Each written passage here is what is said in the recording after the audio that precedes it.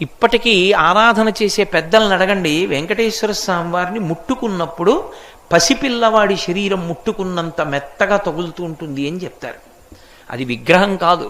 నకృతం దైవ సంఘైశ్చ నకృతం విశ్వకర్మణ స్వేచ్ఛయా క్రీడతే తత్ర ఇచ్ఛారూపం విరాజిత. మహానుభావుడైన ఆయన మాట్లాడాడు చాలా కాలం. తొండమాన్ చక్రవర్తితో మాట్లాడేవాడు.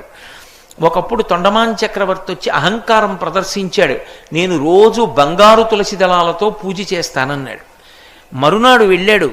వెళ్ళేటప్పటికి ఆయన కాళ్ళ మీద బంగారు తులసి దళాలు లేవు, పక్కకి వెళ్ళిపోయి మట్టి తులసి దళాలు ఉన్నాయి. తెల్లబోయి అడిగాడు, ఇదేమిటి నేను బంగారు తులసి దళాలతో పూజ చేస్తే పక్కకి తోసేసి బంకమట్టి తులసి దళాలు నీ పాదాల మీద ఉన్నాయన్నాడు. నువ్వు చేసిన పూజ ఏ పూజ? నేను బంగారు తులసి దళాలతో చేస్తున్నానని అహంకారంతో చేశావు, పక్కకి తోసేశాను. అంటే మరి బంకమట్టితో ఎవరు చేశారన్నాడు. పరమభక్తుడు ఒకడు ఉన్నాడు నాకు, వాడు చేశాడు, అది పుచ్చుకున్నానన్నాడు. ఎవరు వాడు, ఎక్కడున్నాడని అడిగారు. నీ రాజ్యంలోనే ఉన్నాడు, భీముడు అని చెప్పి కుమ్మరివాడు, వెళ్ళి చూడన్నారు. వెళ్ళాడు తొండమాన్ చక్రవర్తి. వెళ్ళేటప్పటికి ఆయన కుండలు చేసుకుంటున్నాడు. కొయ్య వెంకటేశ్వర స్వామి మూర్తిని పెట్టి మట్టి తయారు చేసేటప్పుడు కుండ మొట్టమొదటిది చేయగానే విరిగిపోతుంది. దాంతో బంకమట్టి తులసిదళం చేసి ఆయన పాదముల మీద పెట్టేవాడు. స్వామి ఉన్నాడు అని నమ్ముకునేవాడు.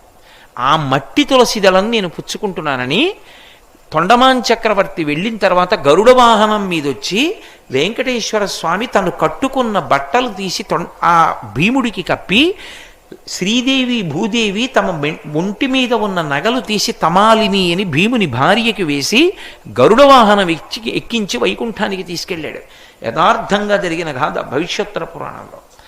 కాబట్టి ఒక్క తులసి దళం ప్రీతితో కాని భగవంతునికి సమర్పిస్తే ఆయన పరవశించిపోతాడు.